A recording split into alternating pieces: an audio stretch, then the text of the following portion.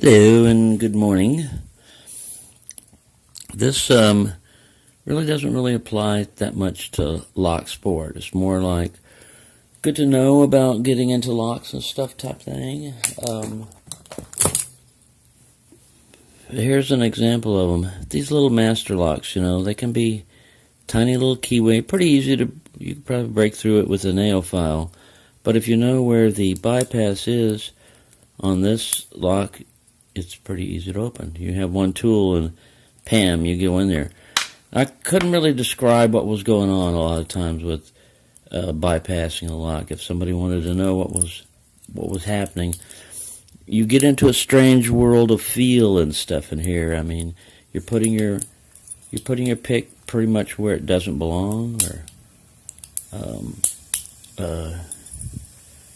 if the lock is not shielded, you'll be able to go in there and manipulate the pawls. I've got a clear lock here that I could demonstrate on. Let me get a easier one to demonstrate on.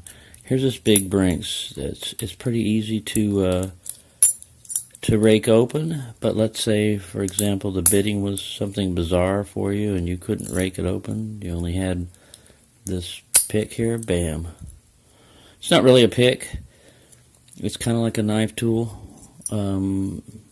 This is originally designed to do the same thing. They call it the master lock switch or whatever. I've never had it able to get it to work on a master lock the way they describe it. But what you're doing is, this side over here is usually the easiest one to get. On almost every lock you can get in there and manipulate that. You're dealing with a different kind of shear line. You have spring tension over here. So what you're doing is you're taking your pick, you're pushing the pins up, and you're manipulating that thing back. Now, if you're over here, this is the hardest one to find. If you're over here and you manage to pull that one back, and it's under spring tension, you're under the spring tension of the pawl, it'll push it up just enough to disengage it over there. And you won't be able to get it all the way. This lock is basically goofed up, but you see how that is pulling that one away, and as soon as it gets past that shear line, bam, it's open. So let's look at that again. The whole purpose of this lock is to prevent this core from turning. Once you can get the core to turn, you clear this shear line, and you clear it, and bam, it goes open. Alright, so you don't necessarily have to get the core to turn. You just want to get these things to go back. So like I said, this side over here is usually the easiest side to get. You can get it either by pushing in. Sometimes it helps to put pressure on the shackle. Now this one here, just because of the way it's designed, I can show you how to bypass it, but I can't really bypass it. This one here, like I said, I'm going after the hinge part. There's a lot of weird stuff back here. I did a video before of how I discovered the two-stage bypass was from this lock right here. This lock, you can sit there and go in and hit that easy one. That's up there on top of the pin stacks. Well, it's actually the hard one, the one back here, harder to find. There. If you hit that one, it wouldn't release if it had this other pawl here, but you could feel it move a little bit, and then you would have to flip over and catch this one, which I don't know if you can see it, but it does the same thing as on that one. So this is the same size. The same theory should work. We know this one is the easy one. Let's go back here and get the difficult one.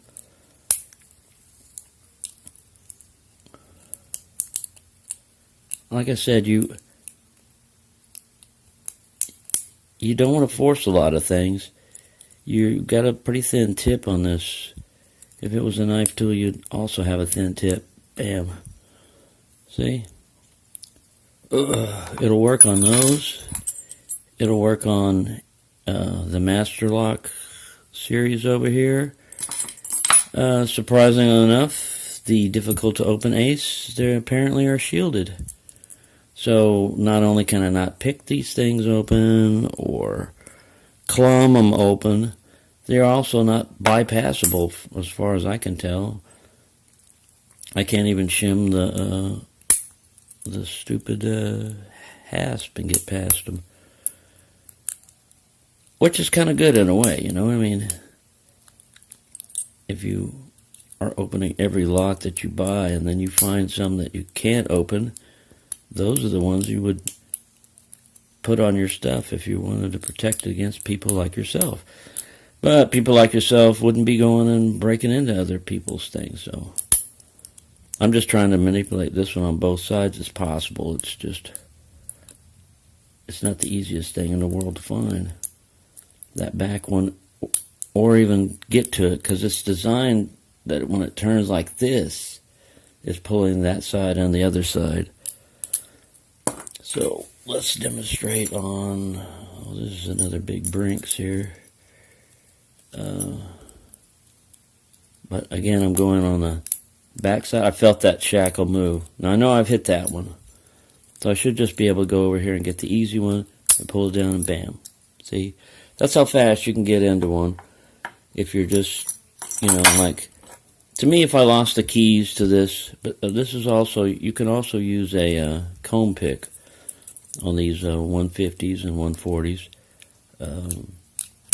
This particular lock is really easy to get into. It actually takes me longer to try to bypass it than it does to pick it. And I'm hitting something. I'm hitting... Hear all that crunching? Like I said, you're in unknown territory back here. You could easily break the tip of your pick off, or you could screw up the lock. I mean, these are my... I hit that side real easy. These are my locks, so I'm not worried about messing them up, and it's a brand new lock, so if anybody can mess it up, that'd be me. Like I said, it's much easier just to get a comb pick in here if you're going to try another bypass. But let's say you didn't have a comb pick or it didn't fit. Bam. See, there you go. It takes a little manipulating, but you can do that on any of the master locks, like any of the brass ones at least, the 140 all the way down to the tiniest one. They all work that way.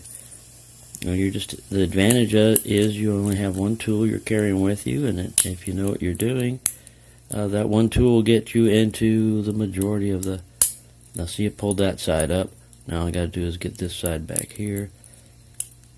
And like I said, even though you may know where it is, that bypass is on one lock, you might not get it on another one. This one is not shielded. It's there. It's just a matter of me not hitting the right stuff. You can kind of feel when you're on the back. There we go. You can feel when you're on the back of the wording. I mean, the back of the lock itself here, because it kind of scrapes. But this one is a particularly hard bitting also to open up. First, I thought, man, they only put 2 pins in here. But that one's really hard. But it was really easy to bypass open. So it works on all the 150s. It works on all of the little Brinks.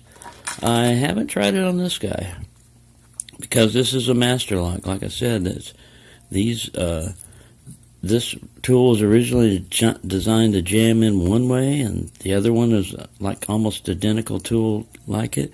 Jams in the other way, and then you squeeze them open, and they pow. They're supposed to open on master lock. I've used them for bypassing locks, but it will not work on master lock number 3, 5, 1. Any of the ones that's advertised. I watched that video I don't know how many times, and it just won't work for me. So there you go. And then again, you know, this is just if you've got a single hasp or a single locking pawl, well, of course that's the only one you've got to get. That's why these are so easy. You just reach in there. This is the easiest one to get, and you just pull down, and bam. There's no use even trying to pick this thing. When you, if you lost your key, you need to get in quickly. That's the way to do it. I've already gone to 10 minutes, but like I said, I just wanted to let you know that it's easier to see on this clear lock, even though I can't open it completely on the clear lock. I could demonstrate what you're attacking, and the spring pressure on the heel end of the lock actually helps you because it'll push, and you can feel the shackle come up. Like I said, sometimes you're better off just picking these things than trying to do this. But if you know what you're doing and you can find them, see, even though I've opened these other ones, I am having a difficult time with this one. And it's just a bypass. I'm not even single pin picking. It's kind of like that, though, because you can't just stick your pick in anywhere and hope for the best, which is pretty much how I discovered this one. I was just sitting there and trying to figure out why it would open on a lock and not one lock and not the other, and then I realized it's because the hasp had been cut. I'm going into like excessive overtime on this one just to try to get this damn thing to open. I know it will. I've done it before. I'm just hitting the wrong stuff, or it's being extra stubborn. I don't know what. There we go. So, hope you enjoyed that. Please don't use it for any illegal activities. Just to let you know that the whole challenge of opening a lock to me is opening it without a key.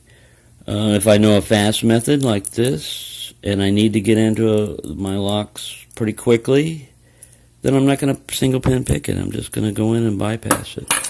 It won't work on everything. It won't work on even this one right here that I can just stick the tension tool in and bam, it opens. It won't completely bypass because I can get to this one up here and manipulate it. See that I can manipulate that pretty easily. But this back one here, it should be easy to manipulate also. Like I said, that's the hardest one to find when you're in there digging around.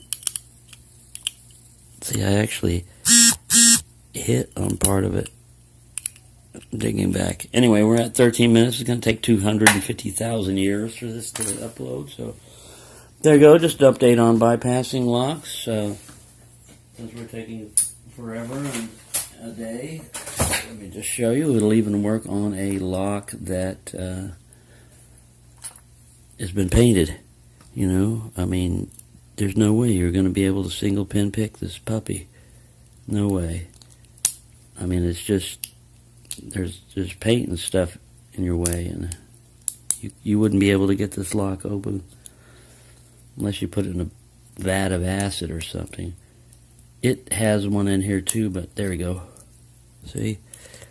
Even though it's a big, massive lock, it doesn't have a separate one back here. So, bam. There you go.